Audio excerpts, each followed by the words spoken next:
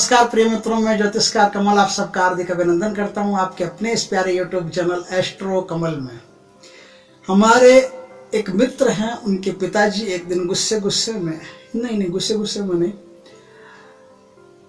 अंदर से ऐसे इरिटेटिंग फील हो रहा था। कर्जा हो गया था सर पे ज़्यादा, लोगों से मार्केट में पैसा उधार ले लिया था, समय से चूक नहीं रहा था। लोग तो आते ही हैं दुकान पर, तो वो घर छोड़ करके चले गए।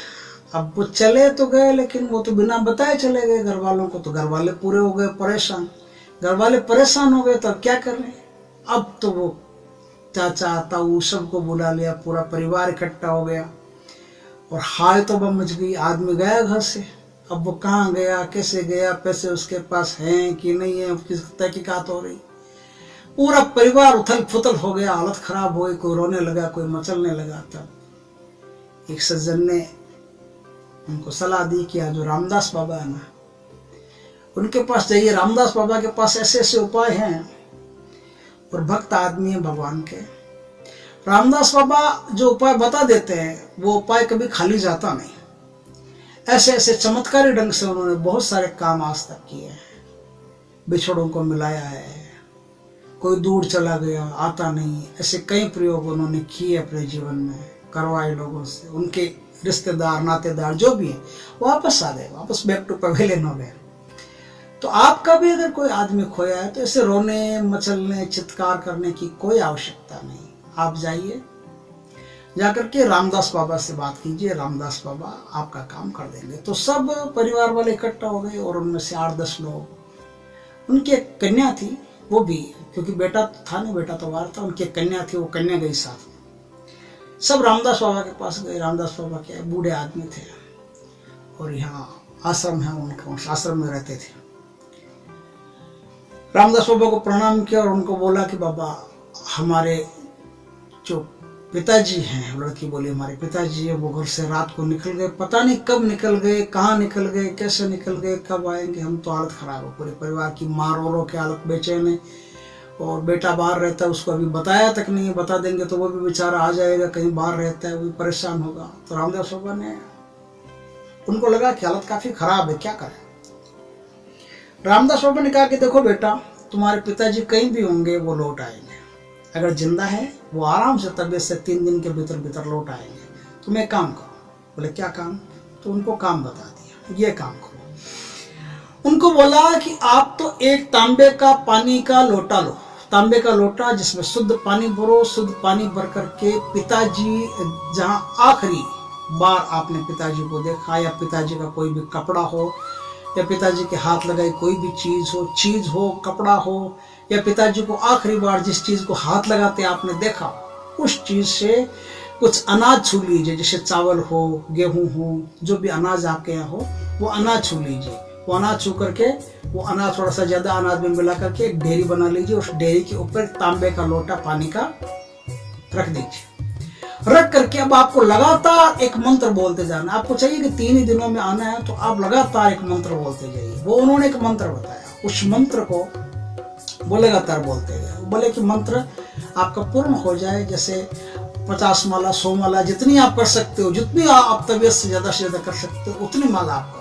इसमें राम दरबार का चित्र आपके सामने होना चाहिए, हनुमान जी आपके सामने होने चाहिए घुमाकर।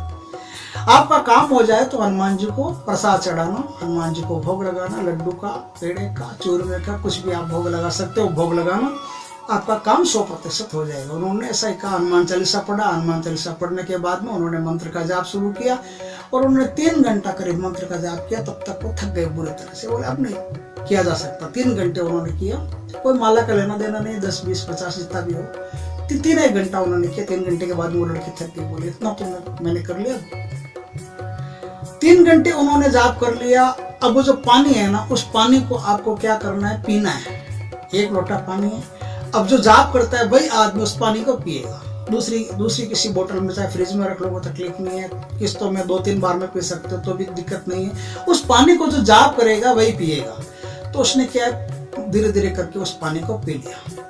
आज तो कुछ नहीं हुआ। कल फिर उसने 3 घंटा 4 घंटा जप किया और कल रात को उनके पिताजी वापस आ गए। बड़ी खुशी हुई, बड़ा आनंद आया कि ये जो पिताजी वापस आ गए, इतना जल्दी वापस आ गए। तो बोला कि मेरे मन में पता नहीं क्या हुआ, मेरे मन में हलचल हो गई कि मुझे वापस चलना चाहिए, मुझे घर छोड़ के मैं आ गया, गलती की मैंने। और मैं जैसे तैसे किराए की व्यवस्था करा के वापस आ गया। कहाँ गए थे? तो बोले मैं यहीं गया था। जहाँ गए थे उसका नाम बता दिया, सालासर गए थे तो उनका नाम बता दिया, यहाँ गए थे, यहाँ धर्मशाला में रुक गया था। मैं वापस आने वाला नहीं था, लेकिन मन में ऐसा हलचल पैदा हो गई, भूकंप पैदा हो गया, मैं वापस आ गया। तो भूकंप तो इस मंत्र ने पैदा किए। अब वो मंत्र कौन सा है जिसके कारण से इतना बड़ा चमत्कार हुआ? ये मंत्र बड़ा प्यारा मंत्र है और बहुत ऊंचा मंत्र है। ये ऐसे 2-3 मंत्र है। तो कार्तवीर्य अर्जुन का मंत्र है जो कभी फेल नहीं होता, हमेशा नष्ट चीज को या खोई हुई चीज को वापस खींच के ले आता है। और एक ये मंत्र है जो कभी असफल नहीं होता, इसका प्रयोग हमेशा सफल होता है और जो करता है वो लाभ में रहता है। तो मंत्र ये है, वो मंत्र आपको लिखवा देता हूँ।